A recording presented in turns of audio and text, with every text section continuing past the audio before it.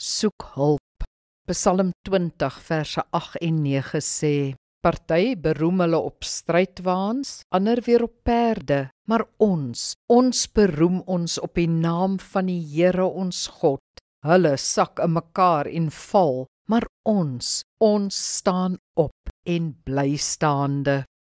Verslawing is 'n sterk mag, 'n vesting, 'n area in ons gees waaroor ons nie beheer het nie en moet mee gebreek word. Verslawing word altyd erger en is verkeerd, is sonde, want God begeer vir ons vryheid. Besluit dus in Jesus naam om vry te kom.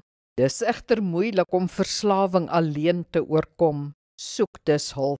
Maak eerstens staat op die Here. Bid daagliks deur die proses. Staan op die woord en glo dat God jou oorwinning gee.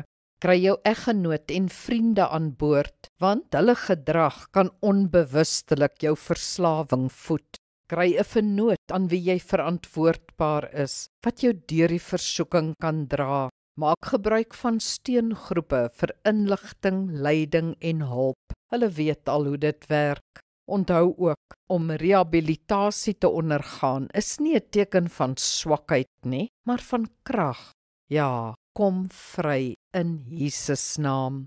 Kom ons bid saam. Hemelse Vader, dankie vir die hulp wat beskikbaar is om my met my spesifieke probleem te help. Waarom sal ek sukkel met afhanklikheid, hartseer en kommer, terwyl daar soveel mense is wat my kan bystaan? Laat ek op hulp steun, bovenal u hulp, tot ek hierdie saak oorwin het. Amen. Die Here seën jou.